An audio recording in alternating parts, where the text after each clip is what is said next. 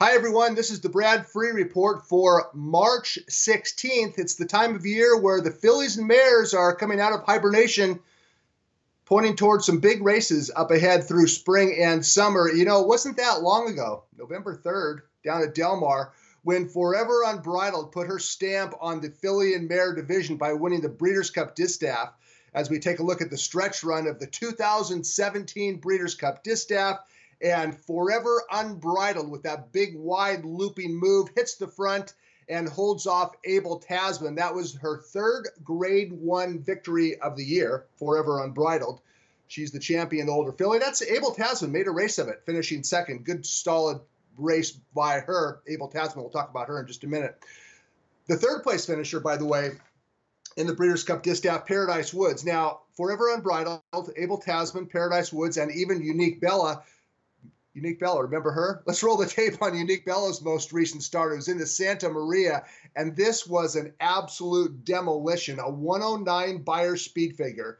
Unique Bella stretching back out to 2 turns, and she won by 9 lengths to emerge as a potential division leader. I say potential only because of this. After this win, Unique Bella came back to work a couple times. She was expected to run Saturday at Santa Anita in the Grade 1 Santa Margarita, but she got sick and did not enter. So let's go ahead and take a look at the top 5 fillies and mares in the country and a little status report on each of them. Forever Unbridled, she has not started since the Breeders' Cup. She'll take on the boys down in Dubai, March 31st, the Dubai World Cup. I think she's overmatched. But hey, they're going to give it a shot, and Forever Unbridled probably going to offer some wagering value if you think she's good enough. I don't. Unique Bella, she won the La Brea. She crushed in the Santa Maria. We just saw that. Expected to run Saturday at Santa Anita. She had a cough. She missed some training. She's back in training, but she's short on workouts, and she'll sit out the Santa Margarita. Her next start, April 13th at Oaklawn Park, the Grade 1 Apple Blossom. Paradise Woods, she finished second behind Unique Bella in the La Brea. She was expected to run in the Santa Maria. She got sick. Lots of sickness going around in Southern California in the equine world. And she will return 1 week from Saturday in the Grade 2 Santa Monica Stakes. Paradise Woods expected to post an important workout a little bit later on Friday morning. She's back in training. Her next start will be a sprint, the Santa Monica next weekend. Abel Tasman, she has not started since that good runner-up finish in November in the Breeders' Cup. She's up to 6 furlongs in her workouts. Bob Baffert has not decided or announced where she will return, but when she does, I don't know, maybe the La Troyenne in early May at Churchill Downs? We'll find out soon. She'll be a good one this year, and so should Elate also be a good one. She was a multiple Group 1 winner, Grade 1 winner last year, finished 4th in the Breeders' Cup Distaff as the 2-1 favorite. Kind of a disappointing effort as the favorite. Trainer Bill Mott said afterward, maybe she was a little bit tired toward the end of the year. Now, Elate posted 2 workouts, February 13th and February 20th down at Payson Park, but her workout pattern has ceased since then. So there's been a little hiccup in the preparation for Elate. Forever Unbridled, Unique Bella, Paradise Woods, Abel Tasman, and Elate. That's a status report on the top 5 fillies and mares in the country, at least my opinion. And here's a look at the Grade 1s that are coming up ahead this spring and summer. April 13th, the Grade 1 Apple Blossom, Churchill Downs, Derby weekend, the Grade 1 La Troyenne, the Beholder Mile, June 2nd. We might be seeing Selcourt stretch out to 2 turns. That's a 1-mile race, the Beholder Mile, early June, and also early June at Belmont, the Ogden Phipps. So there's plenty of opportunities up ahead for these fillies and mares to return to a campaign. How about that? The Apple Blossom on April 13th, the biggest race of spring. There's a big one on Saturday at Santa Anita. We'll talk about that in just a minute. And while we're talking about fillies and mares, we might as well talk about sprinters. And they're going 7 furlongs on Saturday at Gulfstream Park in the Grade 2 Inside Information Stakes. Now, this is kind of a nondescript bunch of fillies and mares. I'm not knocking them, but compared to the likely field for next weekend Santa Monica at Santa Anita, I don't think that the favorite in the inside information, Ivy Bell, would even be among the top 4 choices if she were to come out for the Santa Monica, which she is not.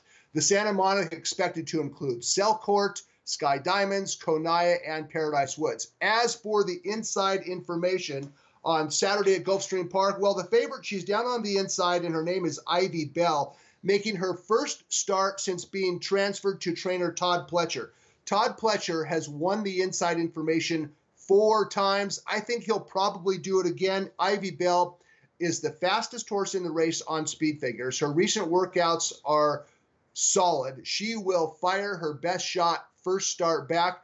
She's down on the inside, and the strange thing about this race, 7 furlong inside information, is the conspicuous lack of early pace. There are several in here, a couple in here anyway, that have a forwardly placed running style. Moonlit Promise, number 3, and number 6, Rich Mommy. But this race is relatively void of pace. I'm a little curious to see how this race will unfold. But I know going in, at least I believe going in, that number 1, Ivy Bell, is the right selection. She's the fastest horse in the race on numbers, training well for a guy who has had a lot of success in the inside information, and that is Todd Pletcher. So I'm going to take Ivy Bell on top, and I'll bet her at 5-2. Anything less, it will be a no-bet race. So Ivy Bell, my top selection in the inside information Saturday at Gulfstream Park. Let's go over to Arkansas, to Oaklawn Park.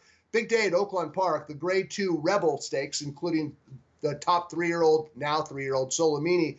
But a race earlier is the Grade 2 Azeri Stakes. Now, this is a prep race for the Apple Blossom on April 13th. But what is the Azeri missing? Well, it's missing the likely favorite for the Apple Blossom. She's based in California, Unique Bella. But whoever runs well in the Azeri is likely to show up in the Apple Blossom. And this is an evenly matched bunch of fillies and mares. In fact, the favorite down on the outside, her name is Blue Prize. 7-2 favorite.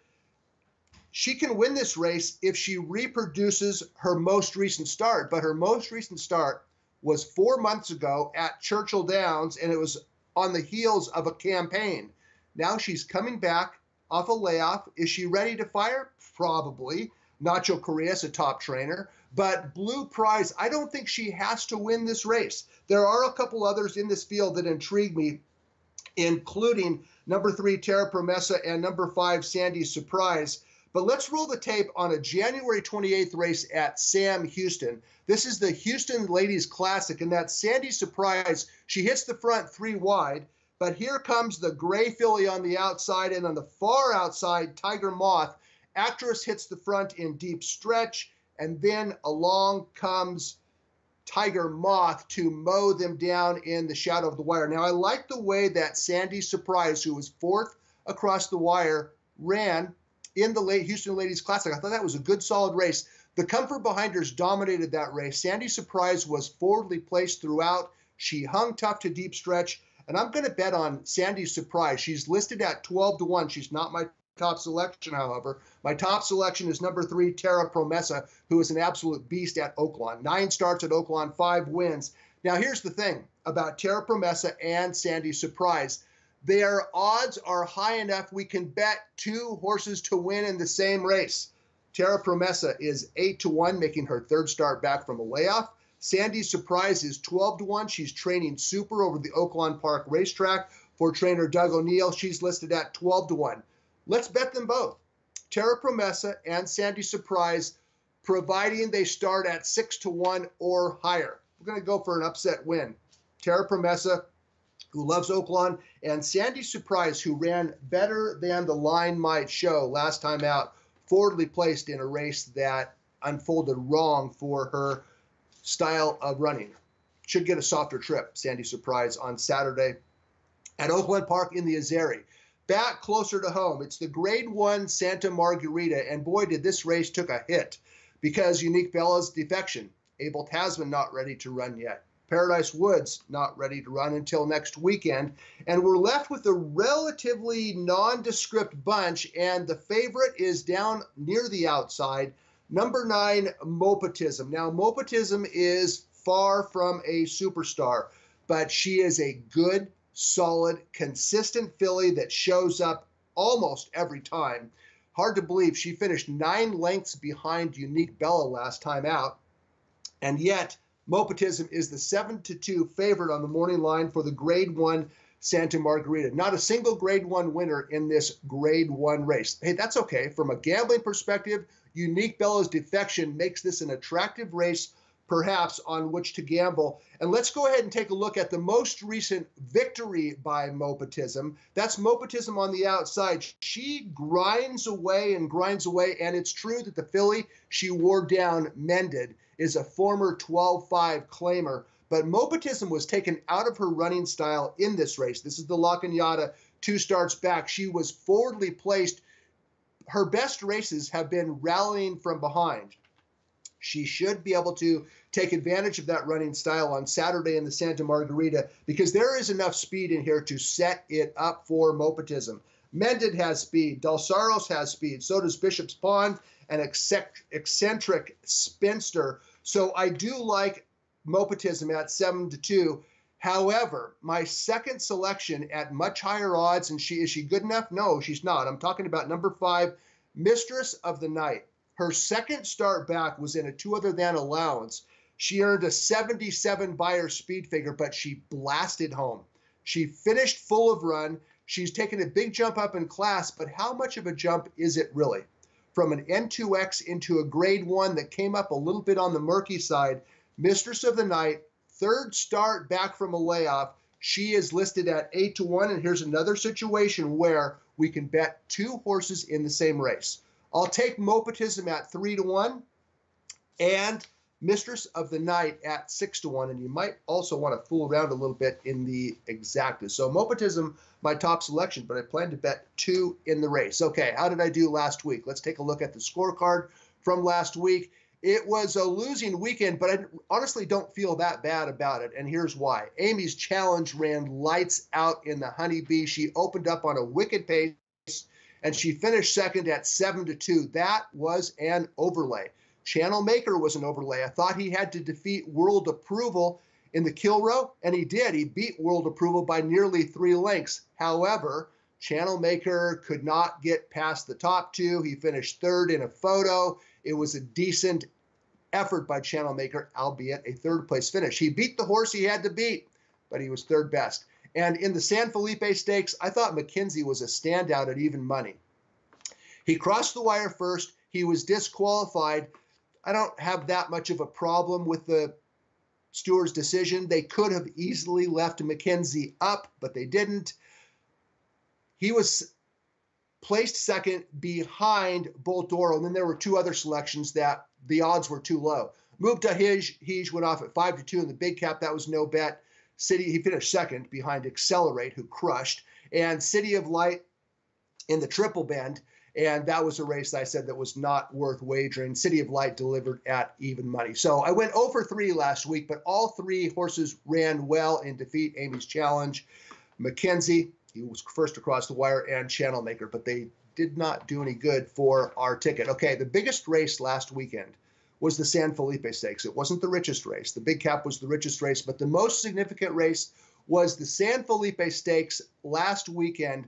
Let's watch this exciting stretch duel between a couple of very good 3-year-olds. McKenzie on the inside, Bolt D'Oro making his first start since the Breeders' Cup. I thought he would come up short. He was not short. He ran super. He was second across the wire, could not get past McKenzie. Stewards took McKenzie down, placed Bolt D'Oro first. Now, a couple of takeaways from this race. Down in the winner's circle after the race, interviewing Baffert, trainer of McKenzie, and Mick Ruiz, owner, trainer of Bolt D'Oro. And after the pictures were taken, Bolt D'Oro was one weary, tired son of a gun. He laid it down. After the race, I asked Mick Ruiz, are you concerned at all that maybe Bolt D'Oro left a little too much out on the racetrack? And Mick Ruiz's comment was, no, I'm not at all concerned. I had him 80% fit. This race will move him up. Here's my issue with the situation regarding Bolt D'Oro. When a horse lays it down like Bolt D'Oro did, if that horse was not fully cranked, I think there is more of a chance of a bounce or regression next time out. Now, there's 4 weeks between the San Felipe and the Santa Anita Derby. Bolt D'Oro is a strong colt. He should be able to rebound, but I would have felt a little bit better had Ruiz said, I had him cranked all the way. He's not going to bounce. He should reproduce or improve on that effort. So I'm a little bit concerned that maybe with as much effort as Bull Doro put into his comeback race, and the fact that he was not all the way cranked, I just wonder if he can run two alike. We'll find out. Bull Doro, by the way, on Thursday morning went back to the track for training on the training track. The main track was closed on Thursday at Santa Anita, but Bull Doro jogged on the training track. He's back in training. He should move forward. Javier Castellano, who rode him in the San Felipe, announced on early this week that he would come back to ride Bull Doro in the Santa Anita Derby, and I'm looking forward to that. Hopefully a rematch with McKenzie. We'll find out about that later on. So that's a wrap for the Brad Free Report. We're looking for Ivy Bell at 5-2 in the inside information. In the Azaria at Oaklawn Park, Terra Promesa and Sandy Surprise will bet them both at 6-1 or higher. Mopatism will take her at 3-1 in the Grade 1 Santa Margarita, and will also take Mistress of the Night at 6-1. I'm taking next week off. I'll see you guys in a couple weeks. This is the Brad Free Report. Thanks for watching.